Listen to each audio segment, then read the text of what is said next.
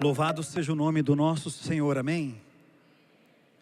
Desde sexta-feira está conosco aqui no nosso seminário Ser Livre a pastora Tânia Tereza Carvalho. Veio acompanhada do seu marido, do pastor Otton, e também da Cris e da Mariana. Eu peço por favor que se coloquem em pé para a igreja conhecê-las. Muito obrigado, louvado seja Deus também pela vida de vocês.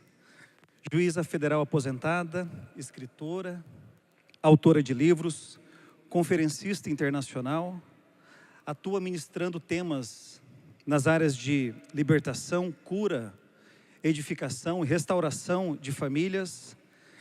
E a pastora Tânia Tereza é natural aqui do nosso estado, da região ali de Aquidauana. Eu quero publicamente, pastora, fazer um pedido de perdão. Semana passada, quando eu falava a respeito desta programação do Seminário Ser Livre, coloquei a senhora como natural de Jardim, de uma outra cidade. Receba, por gentileza, o meu perdão, em razão do equívoco que publicamente eu cometi. E eu quero pedir, por favor, a que você estenda agora a sua mão.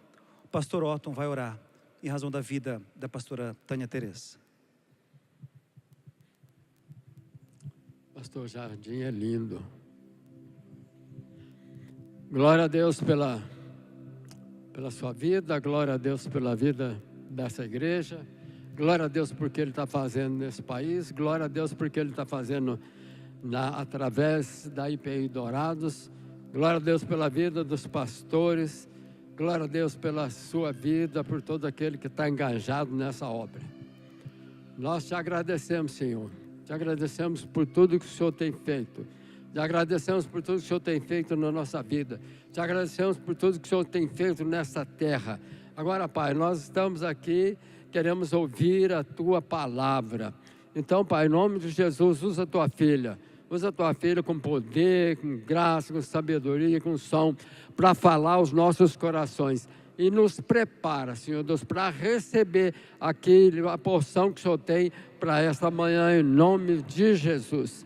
Amém? Glória a Deus, aleluia. Amém, amém, amém. Graça e paz, igreja. Só quero saber quem esteve no seminário aqui, levante as mãos. Oh, um grande número. Glória a Deus por isso. E você que não esteve, eu desafio você a entrar no canal da igreja e verificar o que aconteceu aqui. É muito importante o que eu estou lhe pedindo para fazer. A palavra de Deus para hoje está em Filipenses capítulo 2, a partir do versículo 5. Tende em vós o mesmo sentimento que houve também em Cristo Jesus, pois ele, subsistindo em forma de Deus, não julgou como usurpação ser igual a Deus. Antes, a si mesmo se esvaziou, assumindo a forma de servo, tornando-se em semelhança de homens, e conhecido em figura humana. A si mesmo se humilhou, tornando-se obediente, até a morte e morte de cruz. Pelo que também Deus o exaltou sobremaneira, e lhe deu um nome que está acima de todo nome, para que ao nome de Jesus se dobre todo joelho nos céus, na terra, debaixo da terra, e toda língua confesse que Jesus Cristo é o Senhor, para a glória de Deus Pai. Assim, pois, amados irmãos, como sempre obedeceste, não só na minha presença, porém, ainda mais agora, na minha ausência, desenvolvei a vossa salvação com temor e tremor, porque Deus é quem realiza em vós tanto o querer quanto o realizar, segundo a sua vontade. Quero compartilhar ainda o texto que está em Hebreus capítulo 5, no versículo 7. Ele, Jesus, nos dias da sua carne, tendo oferecido com forte clamor e lágrimas, orações e súplicas a quem o podia livrar da morte, e tendo sido ouvido por causa da sua piedade, embora sendo filho, aprendeu a obediência pelas coisas que sofreu. E tendo sido aperfeiçoado, tornou-se o autor da salvação eterna para todos os que lhe obedecem. O primeiro texto fala de humilhação e obediência. Tende em vós o mesmo sentimento que houve também em Cristo Jesus, pois ele, subsistindo em forma de Deus Filho, ele existiu como Deus antes da fundação do mundo. A Bíblia fala na carta aos Efésios que fomos predestinados para filhos através dele, em Cristo Jesus. E que antes da fundação do mundo já houve esse plano de Deus. Antes de Deus dizer haja luz, Deus já tinha preparado a cruz. O Cordeiro de Deus foi aprovisionado antes da fundação do mundo. Porque Deus, na onisciência dele, tem presciência. Ele tem conhecimento prévio do que ainda não aconteceu. E antes de fazer o homem, ele viu o pecado do homem. E vendo o pecado do homem, proveu a salvação do homem antes de fazer o homem. É muito sobrenatural tudo isso, mas é a verdade bíblica. Ele conhece passado, presente e futuro. O que é já foi, e o que será também já foi, está escrito em Eclesiastes. A eternidade é isso. A eternidade faz com que Deus não seja nem o eu fui, nem o eu serei, mas seja o eu sou. Tudo aqui agora está patente aos olhos dele. Então, antes de fazer o homem, Deus viu o pecado do homem e já proveu o Cordeiro de Deus que tira o pecado do homem. E Jesus veio em carne. Ele humilhou-se, tornou-se figura humana. Eu tenho dito que a humilhação dele não é só a cruz. Não é só o sacrifício da cruz, não é só a coroa de espinhos, não é só a lança no peito, não é só o abandono, a rejeição. A humilhação dele foi vir para o ventre de uma mulher. A humilhação dele começa sendo o embrião, sendo alimentado por um cordão umbilical, passar por um parto normal, ser criança, ser bebê, ter que aprender tudo que um homem aprende, andar, a falar, pelas limitações físicas que ele tinha, porque o corpo que ele estava dentro era um corpo de homem. Esse era o plano de Deus. A virgem conceberá, dará à luz um filho, esse era o plano de Deus. Quando ela vai ao templo apresentar o bebê, cumprindo os ritos judaicos, passados os dias da purificação, Deus fala com um profeta, com um ancião, chamado Simeão: vai ao templo que você vai ver o Messias. E Simeão vai ao templo. E quando chega no templo, o que ele vê? Um bebê, só um bebê, no colo de uma mulher. Um bebê dependente da sua mamãe, mas era o Messias. Por isso, Simeão faz um cântico. E nesse cântico ele diz: agora eu posso descansar em paz, meus olhos viram a salvação de Israel. Então a humilhação não é só a cruz. A humilhação é ser um bebê, é ter vida desde a fase embrionária como homem. Tudo aquilo que um homem vive nas suas limitações, na sua dependência como uma criança, ele viveu.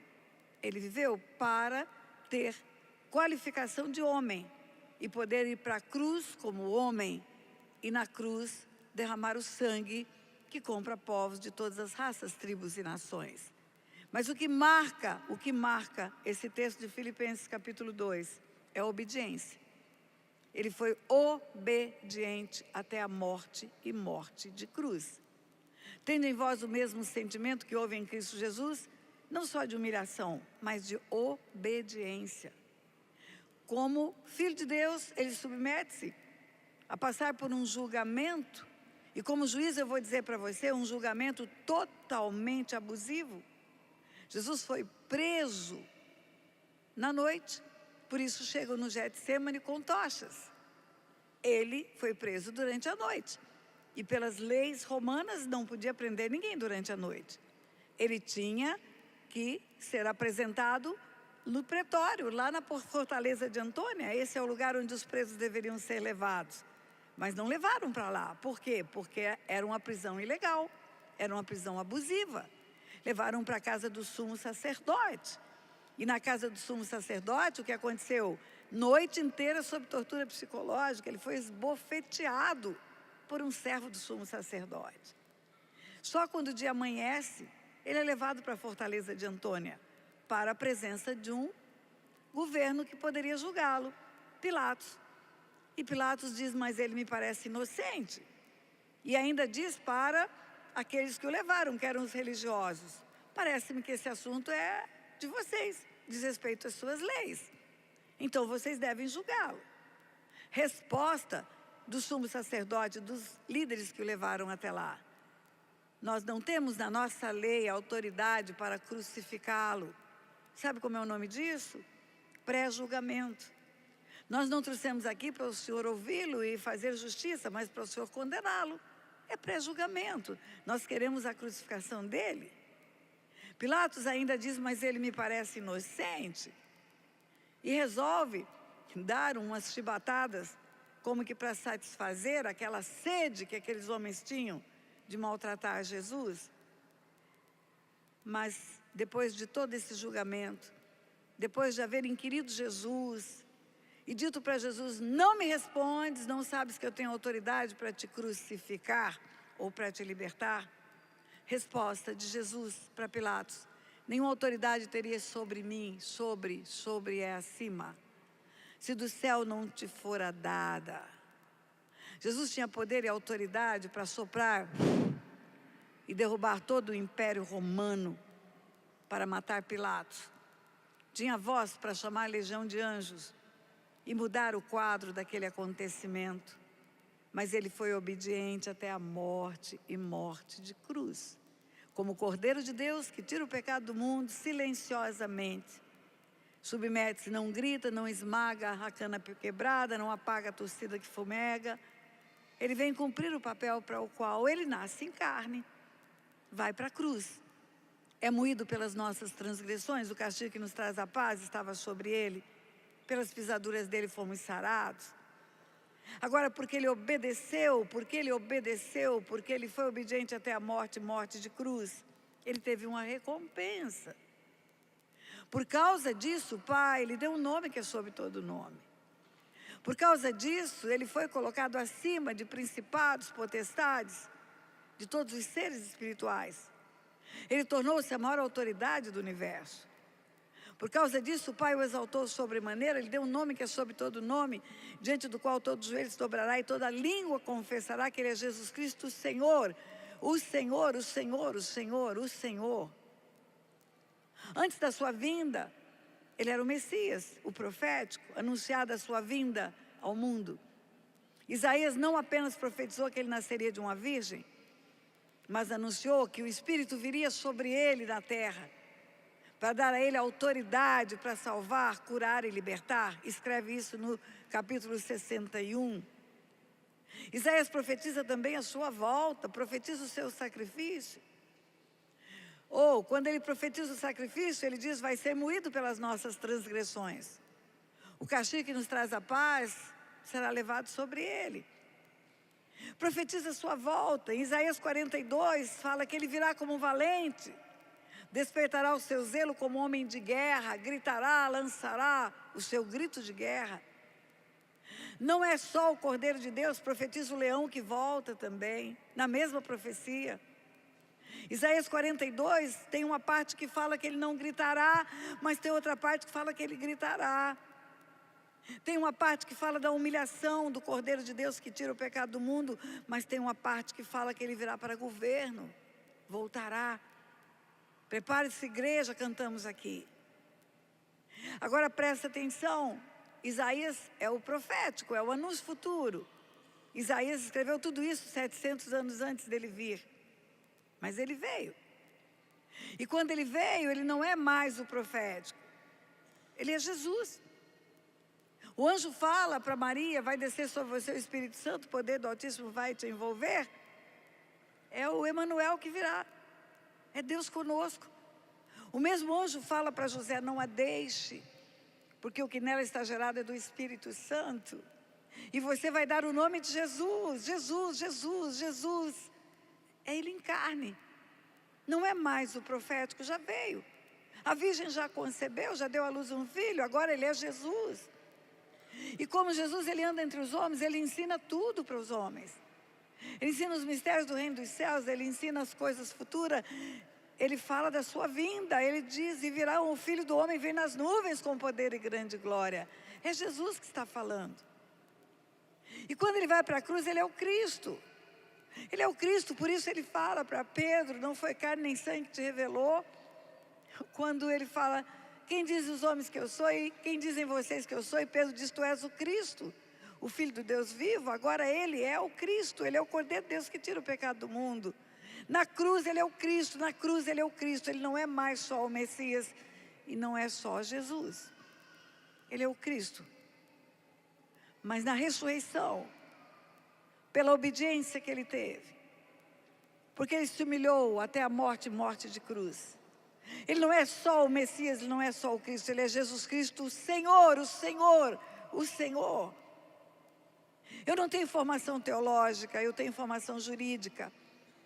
Mas eu procuro informações quando Deus me alerta que existem mistérios em palavras da Bíblia que nós precisamos saber. Jesus Cristo, o Senhor, o Senhor, o Senhor, sabe o que é o Senhor em grego? É Kyrios. Kyrios, sabe o que é Kyrios? Suprema autoridade. Máximo comandante, soberano absoluto. Porque Ele ressuscitou dentre os mortos após a obediência. Porque Ele se humilhou, tornou-se figura humana, Ele se torna o Kyrios. O que é o Kyrios? É o Senhor.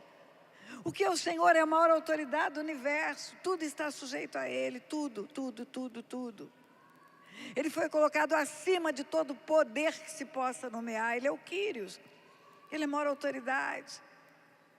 E quando você chega reconhecendo Ele como o Senhor, é que você tem salvação.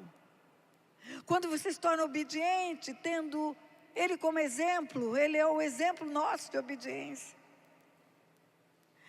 O segundo texto que eu li para você, que está em Hebreus, fala que Ele, nos dias da sua carne, com forte clamor e lágrimas, Ele ofereceu orações e súplicas a quem o podia livrar da morte. Na Bíblia não há letra inútil, nem palavra desnecessária. Se está escrito forte clamor e lágrimas, não foi só o chorinho do Getsemane, não. Forte clamor é mais do que clamor. Deus não escreve como o homem escreve. Eu já escrevi 20 livros, estão todos disponíveis no meu site, pastorataniatereza.com, está tudo lá. Pastora, não trouxe? Não, eu não trouxe. Mas se alguém tiver interesse, está lá, e você vai ver que os livros que eu escrevo, eu enfatizo aquilo que Deus me revela para que o homem venha compreender aquilo que eu quero ensinar. Mas a Bíblia não é assim. Na Bíblia, Deus fala o que tem que falar, diz o que tem que dizer. É o sentido literal de informação e é o sentido de revelação. Então, se está escrito com forte clamor e lágrimas, não é só clamor. Forte clamor é mais do que clamor. Forte clamor e lágrimas, Ele ofereceu orações e súplicas. Orações, não é uma oração só. São muitas. E súplica é mais do que oração. Com forte clamor e lágrimas, Ele ofereceu orações e súplicas a quem o podia livrar da morte. Quem podia livrá-lo da morte? O Pai. O Pai. Você sabe que a decisão dele vir foi do Pai. Eu não venho fazer a minha vontade, mas a vontade do meu Pai. Pai, se possível, passa de mim esse cálice, que não seja feita a minha, mas a tua vontade. O nome disso é obediência. Por que você acha que ele não queria vir? Você acha que era medo da coroa de espinhos, medo da humilhação? Medo da lança no peito? Medo de um julgamento abusivo? Não. É porque ele sabia que quando o meu pecado e o seu pecado estivesse sobre ele naquela cruz, o Pai não chegaria perto dele. Porque o salário do pecado é morte, morte é separação de Deus. Quando ele se fizesse pecador no meu lugar, levando sobre si as minhas transgressões, o castigo que me traz a paz estaria sobre ele. Ele ficaria separado do Pai, porque é isso que acontece com o pecador. É separação do Pai. A morte não é um caixão 7 palmos abaixo no chão. A morte é separação de Deus. Por isso o grito dele na cruz não foi que dor, que vergonha, que humilhação. O grito dele na cruz foi: Deus meu, por que me desamparaste? Porque o Pai ficou separado dele naquela cruz. A morte que estava sobre ele era minha morte, era minha separação.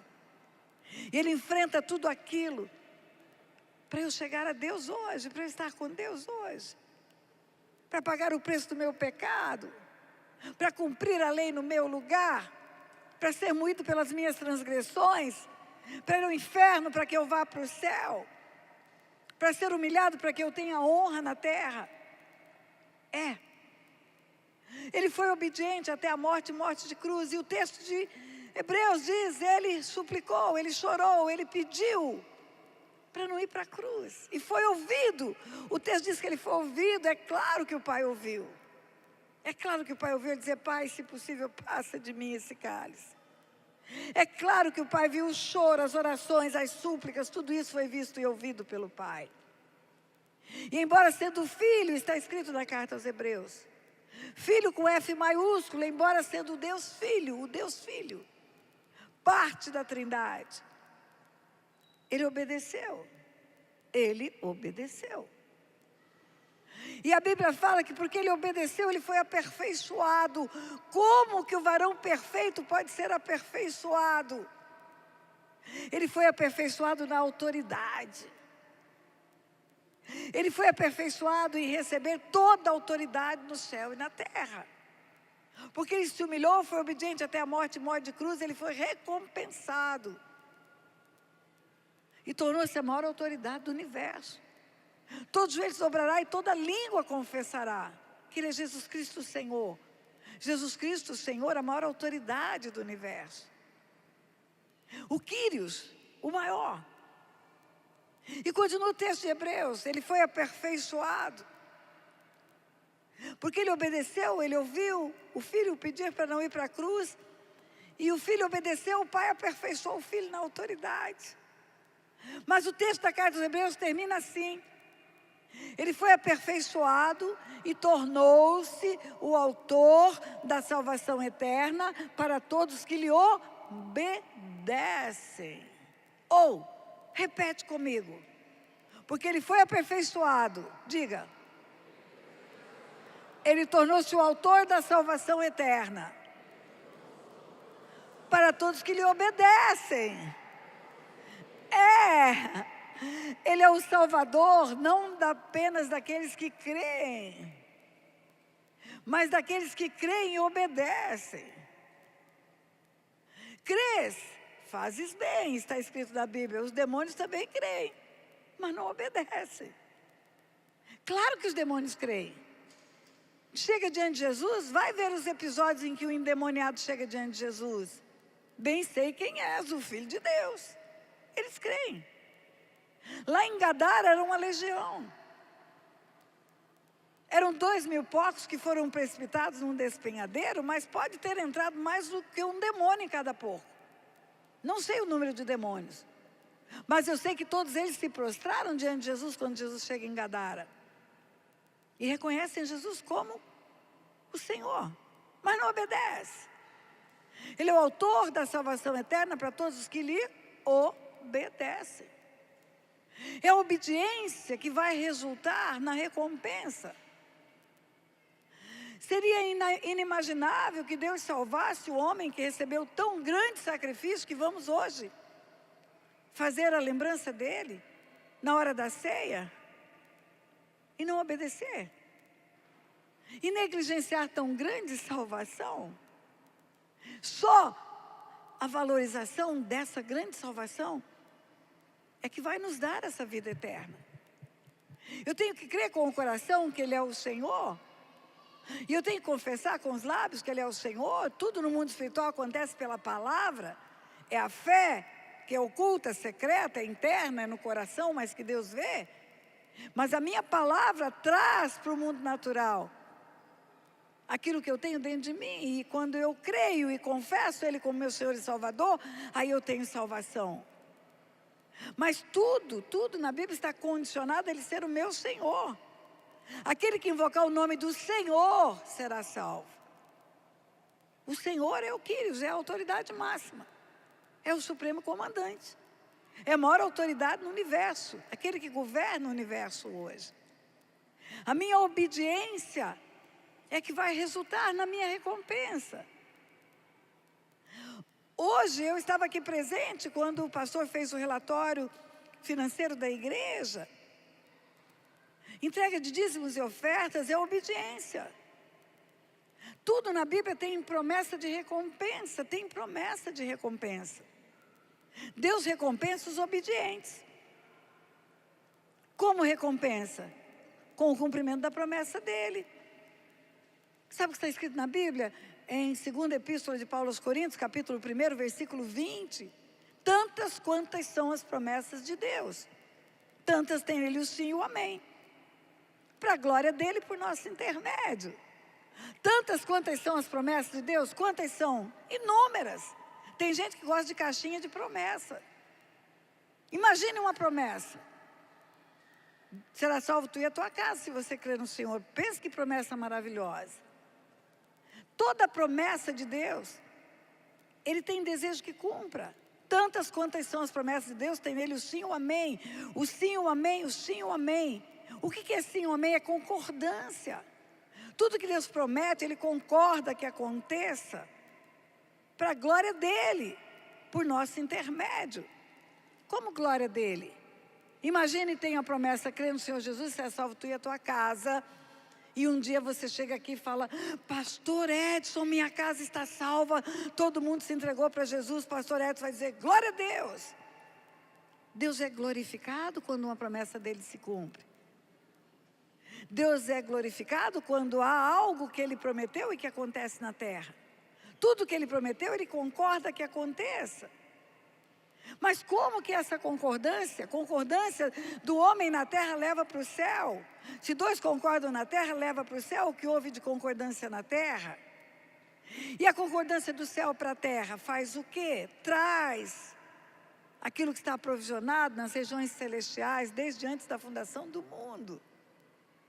A Bíblia fala na 1ª Epístola de João que no céu os três dão um testemunho, Pai, Filho e Espírito Santo.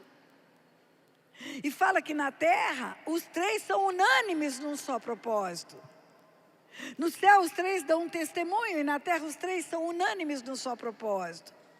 O que é unanimidade, igreja? É concordância plena. Quando tem reunião para fazer compras, para decidir fatos, vamos fazer a ata. Tem algum voto contrário? Não, então coloque aí, aprovado por unanimidade. O que é unanimidade? É concordância plena. Como assim? Eu estou dizendo para você que quando o Pai, Filho e Espírito Santo estão juntos, unânimes no só propósito, o que está no céu vem para a terra, o que está preparado desde antes da fundação do mundo, as bênçãos que Deus aprovisionou para nós desde antes da fundação do mundo, elas vêm para a terra. E como que acontece isso? Como que Pai, Filho e Espírito Santo estão juntos? É só você olhar para a Bíblia inteira. Tudo que eles fazem juntos traz o céu para a terra. Na hora de criar todas as coisas, não houve a explosão que os cientistas dizem. Sabe o que aconteceu? O Espírito pairava sobre a face das águas. A vontade do Pai era criar o que não existia. Pela sua vontade, tudo que foi feito se fez. Pela sua vontade, o que era invisível, já estava no mundo espiritual, passou a existir. Mas sabe como acontecia o cumprimento da existência na terra do que estava no céu? O Pai dizia: haja. E sabe o que é o haja? É o verbo. É o verbo de Deus. É o verbo que se fez carne, veio e habitou entre nós. A palavra de Deus diz em Colossenses capítulo 1, que por Ele, por Jesus, tudo o que foi feito se fez é pela palavra. Quando juntava a vontade do Pai, a palavra liberada e a ação do Espírito, o que não existia passava a existir, tudo foi criado assim. Na hora de fazer o homem, façamos o homem, conforme a nossa imagem, a nossa semelhança, os três juntos. Façamos é plural, não é farei o homem, é façamos o homem. Quando o homem quis fazer uma torre para chegar ao céu pela força do braço, que Deus resolveu confundir a linguagem, sabe o que está escrito? Desçamos e confundamos a linguagem, é plural, Pai, Filho e Espírito Santo juntos, as coisas só acontecem na terra. Vindo do céu, quando os três estão juntos, eles são unânimes num só propósito na terra. Como que a autoridade voltou para a terra? A autoridade dada por Deus para o homem no Éden, para guardar o jardim. O homem negligenciou a autoridade, não usou, foi recolhida. No Velho Testamento inteiro, ninguém tem autoridade espiritual para expulsar demônio. Quando ela volta? No Jordão, na hora do batismo, quando se cumpre a profecia de Isaías 61, que o Espírito viria para que alguém tivesse autoridade para salvar, curar e libertar. E como foi que veio essa autoridade? O Filho está na terra, a voz do Pai é ouvida dizendo: este é o meu Filho amado em quem me comprazo. E o Espírito desce, os três estão na terra, a Trindade na terra. A autoridade volta para a terra, porque na terra os três são unânimes num só propósito. Como foi para que ele viesse em carne? Havia uma profecia: a virgem conceberá. Mas o anjo chega para a virgem, desposada de José, da casa de Davi, e fala: vai descer sobre você o Espírito Santo. E a virgem responde: cumpra-se em mim a palavra. Ela sabia que havia uma palavra profética que a virgem conceberia. Pai, Filho e Espírito Santo juntos. O Pai quer enviar o Filho, o Espírito desce, ela recebe a palavra é a profecia é o próprio Filho. E aí o céu vem para a barriga de uma mulher. Como foi a minha e a sua salvação? A Bíblia fala que eu tenho que crer que Ele é o Filho de Deus e tenho que recebê-lo. A vontade do Pai é que ninguém pereça, que ninguém vá para o inferno. Mas a vontade do Pai não é suficiente sem a ação do Filho e do Espírito, para que os 8 bilhões que estão sobre a face da terra hoje sejam salvos. A vontade do Pai vai se cumprir quando aquele recebe o Filho e o Espírito, que é o penhor da salvação. A Trindade junta traz salvação para o homem. Aquele que crê que Ele é o Filho de Deus recebe o penhor da salvação. Esse não vai perecer. O que eu estou querendo dizer é que é preciso os três estarem juntos para que o céu venha e se cumpra. Quando nós oramos: Pai nosso que estás nos céus, santificado seja o teu nome, venha o teu reino. Em seguida dizemos: seja feita a tua vontade, assim na terra como no céu. Quando é que vem o reino? Quando é que vem o que está no céu para a terra? Quando é que se cumpre as promessas que Deus tem para nós desde antes da fundação do mundo? Quando nós nos submetemos à vontade do Pai. Quando nós podemos ter o mesmo sentimento que houve também em Cristo Jesus, de abrirmos mão da nossa vontade, de dizer: Pai, não é o que eu quero, mas é o que eu vou fazer, porque é o que o Senhor quer. Se Deus olhar para a Tânia, encontrar na Tânia 5% de obediência à palavra, e a palavra é o Filho, é o Verbo que se fez carne e veio e habitou entre nós, e encontrar na Tânia 5% de fruto do Espírito, não estou falando de dons, eu estou falando de fruto que manifesta o Espírito em mim, é o fruto.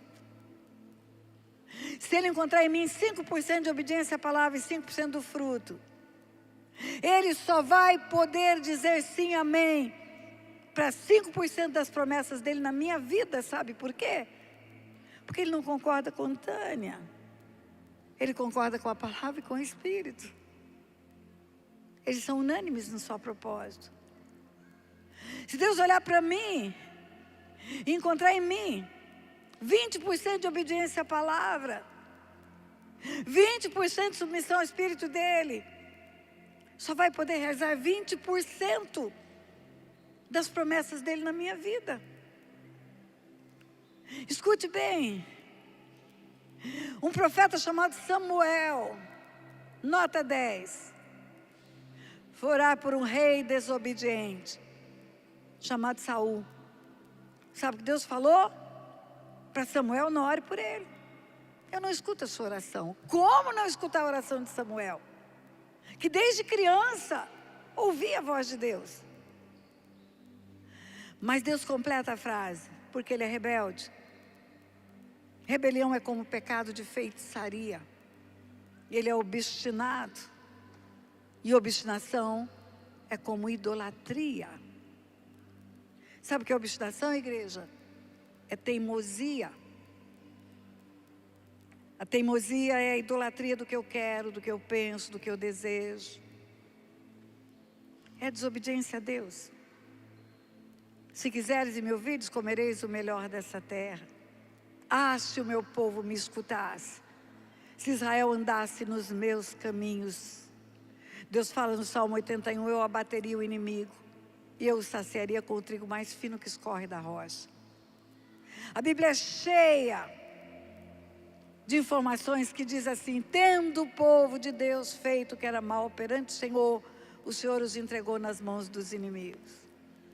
A obediência dá livramento. A obediência dá provisão plena, o melhor da rocha. A obediência faz com que as promessas de Deus que estão preparadas desde antes da fundação do mundo venham a se cumprir na nossa vida. E essa manhã, manhã de ceia, nós vamos fazer a lembrança da morte, mas vamos fazer também o anúncio da volta. Anunciar a morte do Senhor até que Ele venha. E nós queremos ouvir na sua volta Ele dizer: vinde benditos do meu Pai, para o reino que vos está preparado desde antes da fundação do mundo. E sabe quem ouvirá isso? Os salvos. E quem são os salvos? Os obedientes. Ele é o autor da salvação eterna para todos os que lhe obedecem. Alguns ouvirão: não vos conheço. Aparta-te de mim, vós que praticais a iniquidade. Vocês escolheram me desobedecer.